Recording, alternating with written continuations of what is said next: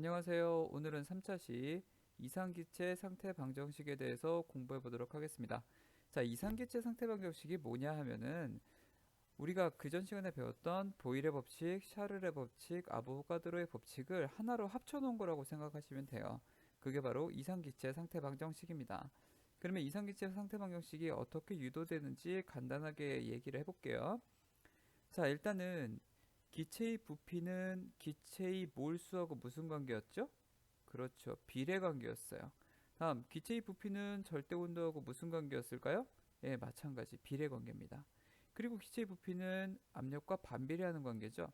자, 그래서 이거를 하나의 식으로 나타내 보면 V는 P분의 NT와 서로 비례 관계에 있다라고 얘기할 수 있습니다.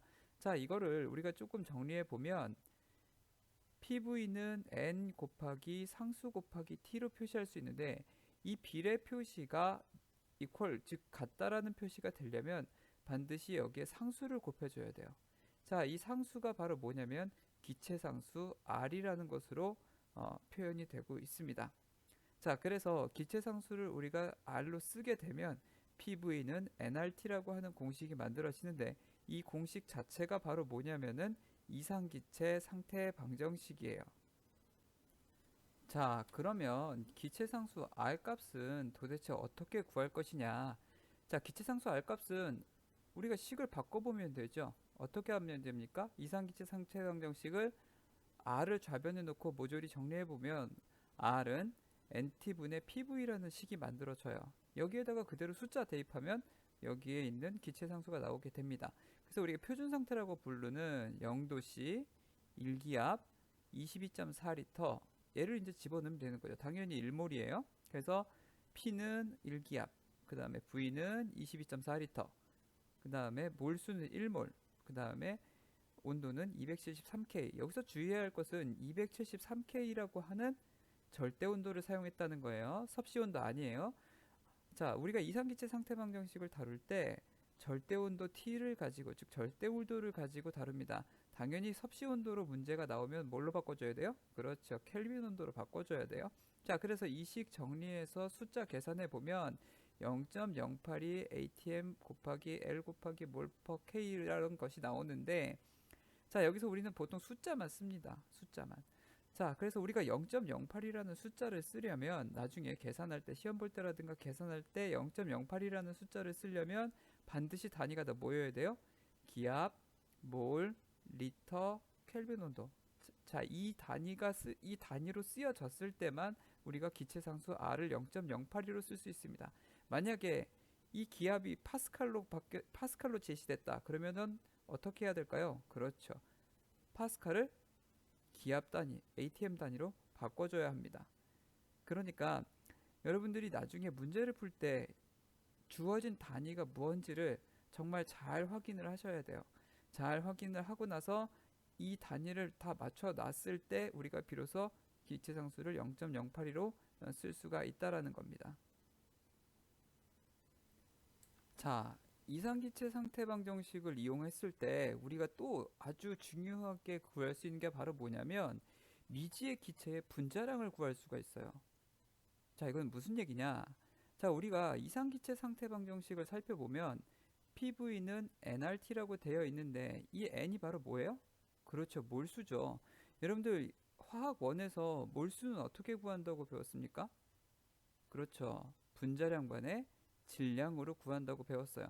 그러면 이 분자량분의 질량, 이 텀을 n 대신 우리가 식에다 대입하면 어떻게 되냐면 PV는 n분의 WRT라고 하는 새로운 공식이 만들어지고 이걸 분자량으로 정리를 하면 PV분의 WRT라고 하는 새로운 공식이 만들어집니다.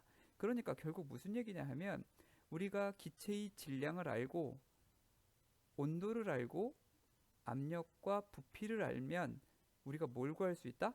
그 기체의 분자량을 구할 수 있다라는 겁니다. 이 식은 정말로 유용하게 잘 쓸 수가 있고요. 문제로도 상당히 많이 출제가 되고 있는 식이니까 여러분들이 반드시 이 변환식을 외운다기보다는 어, 이해를 해서 유도를 할 수 있을 정도가 되었으면 좋겠습니다. 자, 우리가 이상기체 상태 방정식을 이용해서 기체의 분자량을 구할 수 있다라고 얘기를 했어요. 자, 기체 그래서 여러분들 교과서 16페이지에 보면 산소의 분자량 구하기라고 하는 탐구 실험이 나와 있습니다. 자, 이 산소의 분자량 구하기 실험은 여러분들 실제 계약을 하게 되면 수행 평가를 해야 되는데 그 수행 평가에 실험으로 쓰일 예정입니다. 그러니까 지금 여러분들 선생님 설명하는 거 잘 들어야 하고 교과서에서 다뤄지는 내용도 여러분들이 잘 숙지해 주길 바래요. 자, 그러면 어떻게 우리가 이 실험을 하는지에 대해서 선생님이 잠깐 설명을 하겠습니다. 여기 이 보이는 요 캔이 바로 뭐냐면 산소가 들어 있어요. 종류에 따라 다르겠지만 지금 교과서에서 제시하는 것은 이 안에 들어있는 산소가 약 98%의 순도를 가지고 있다라고 얘기를 해요. 그러니까 거의 순수한 산소겠죠? 자, 그래서 이 순수한 산소를 지금 여기에 보이는 이 친구처럼 실험기구를 장치를 합니다. 그런 다음에 어떻게 하냐면 이 앞에 노즐에다가 고무 호스를 연결을 하고 이 고무 호스를 다시 주사기와 연결을 합니다. 자, 그런 다음에 어떻게 하느냐면 이 친구가 여기 보이는 대로 여기에서 이 버튼을 조금 살짝 탁 눌러줘요. 그럼 어떻게 될까요? 산소가 밀려 나와서 여기에 있는 주사기의 피스톤을 뒤로 밀겠죠. 자, 그런 다음에 끝까지 밀려 나가는 거 아니죠? 그렇죠. 어느 정도 밀려 나가다 멈출 겁니다. 자, 멈췄을 때 우리가 여기에 있는 이 기체의 상태를 가지고 어디다가 대입한다? 이상기체 상태 방정식에다 대입을 해서 기체의 분자량을 구할 수 있습니다.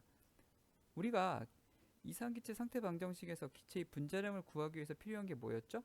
그렇죠. 기체의 온도, 기체의 압력, 기체의 부피, 그 다음 기체의 질량이었죠. 그러면 기체의 온도는 바로 실험실의 온도겠죠.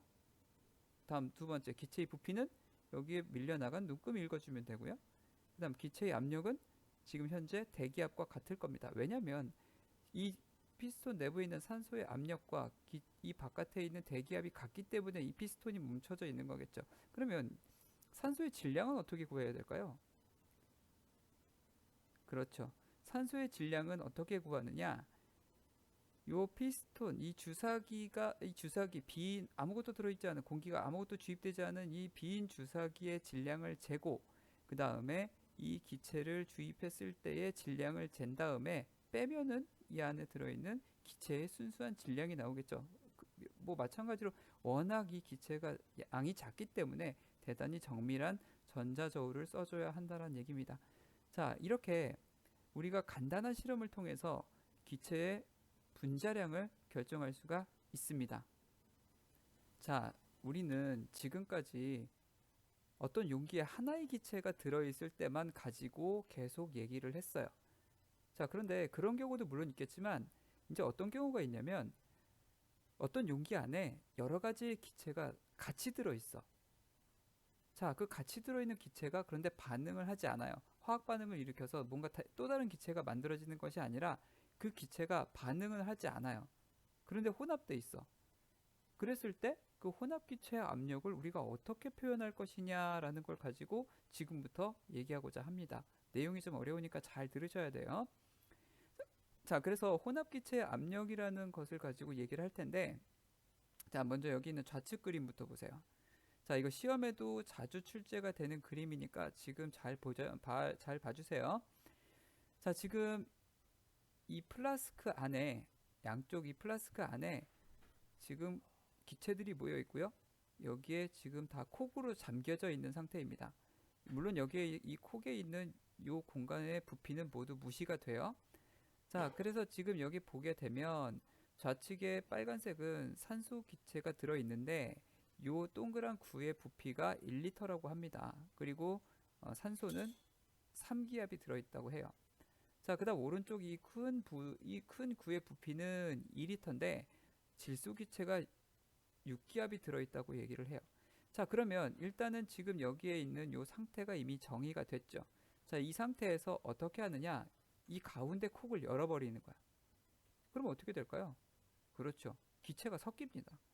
기체가 섞였을 때 이 혼합 기체의 압력이 얼마냐라는 것을 이제 문제로 보통 내는 거예요. 그럼 우리가 단순하게 생각할 때 6기압, 3기압이니까 9기압 이렇게 생각할 수도 있지만 그거 아니라는 거죠. 왜? 부피가 늘어났어요. 자, 부피가 늘어났기 때문에 우리가 단순하게 3기압하고 6기압하고 더해서 9기압이라고 얘기하면 안 된다라는 겁니다. 그러면 우리가 이것을 어떻게 계산해야 될지 한번 확인해 보도록 하죠. 자, 그러면 우리가 산소 입장에서 생각을 해보죠. 자, 산소 입장에서 생각을 해보면 처음 상태는 어떻게 돼요? 보일의 법칙에 따르면 그렇죠. P1 곱하기 V1이 되겠죠. 그럼 나중 상태는 어떻게 돼요? 바로 P2, V2가 되는데, 자, 그러면 우리가 처음 상태는 3기압에 1리터였죠. 자, 여기가 지금 처음 상태가 산소 기체는 3기압에 1리터였습니다. 그런데 이 콕을 여는 순간 부피가 얼마가 돼요? 그렇죠. 2리터하고 1리터를 더한 총 3리터가 되는 겁니다. 그러면 우리가 이 콕을 열었을 때 전체 부피를 알 수 있으니까 우리가 이 콕을 열었을 때의 산소의 압력을 구할 수 있겠죠. 그래서 손쉽게 얼마를 구할 수 있다? 1기압이라고 구할 수 있다. 자, 다음 두 번째, 우리가 질소의 압력을 구해 볼게요. 콕을 열었을 때. 자, 콕을 열었을 때 질소의 압력을 보게 되면 원래 처음에는 6기압에 2리터였어요. 여기 보시면 6기압에 2리터죠. 자, 6기압에 2리터였는데 마찬가지로 콕을 여니까 부피가 얼마로 증가해요? 3리터로 증가합니다. 그러면 이식 정리하면은 질소의 압력이 몇 기압이죠? 그렇죠. 4기압입니다. 그래서 이 플라스크 콕을 열었을 때의 전체 압력은 바로 산소 기체가 나타내는 압력과 질소 기체가 나타내는 압력을 더한 값, 즉 5기압이 이 콕을 열었을 때의 플라스크의 전체 압력으로 계산이 되는 겁니다. 자, 앞선 예에서 질소 기체와 산소 기체가 각각 나타내는 압력의 합이 바로 그 용기 전체에서 나타내는 압력으로 계산된다라고 했죠. 자, 이때 바로 하나의 용기에 혼합되어 있는 질소 기체와 산소 기체가 각각 나타내는 압력을 우리가 부분 압력, 또 다른 말로 분압이라고 합니다. 이 말을 다시 한번 정리를 해볼게요. 자, 부분 압력, 분압이라고 하는 것은 서로 반응하지 않는 두 가지 이상의 기체가 혼합되어 있을 때 혼합 기체를 이루는 각 기체가 나타내는 압력을 우리가 분압이라고 합니다.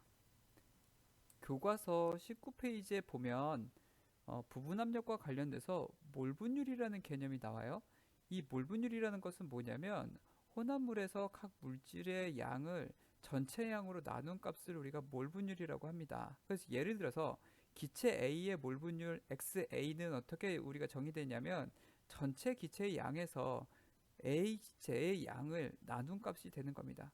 근데 만약에 두 가지의 기체가 혼합이 되어 있다라고 가정을 할게요. 그러면은 Na, 즉 A라고 하는 기체의 몰수와 B라고 하는 기체의 몰수의 합을 가지고 A라는 기체의 몰수를 나눠주게 되면 바로 기체 A의 몰분율인 XA가 나오게 되는 겁니다.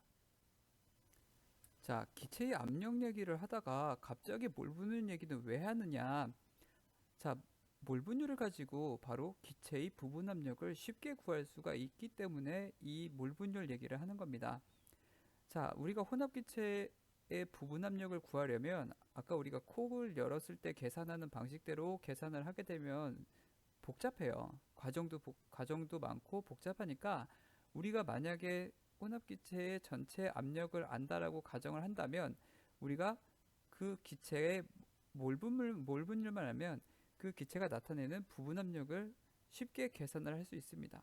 그래서 혼합 기체에서 각 기체의 몰분율을 각각 XA, XB라고 한다면 각각의 기체의 분압은 각 기체의 몰분율에다가 전체 압력을 곱한 값이 그냥 그 기체의 부분 압력이 돼버리는 거죠. 그래서 우리가 이렇게 간단한 공식을 통해서 부분 압력을 구할 수도 있다라고 제시를 하고 있는 겁니다. 그래서 여러분들 교과서 19페이지를 보시면 이 몰분율을 유도하는 과정이 자세하게 나와 있어요. 실제로 선생님이 오프라인 수업을 했으면은 칠판에다가 한가득 썼을 텐데 지금 온라인 수업에서 이거를 지금 쓰기가 만만치가 않아서 나중에 여러분들 오프라인 계약을 하게 되면 유도 과정은 따로 선생님이 강의를 하도록 하겠습니다. 자, 오늘은 이상기체 상태 방정식과 부분 압력에 대해서 공부를 했습니다. 자, 모두 수고 많았습니다.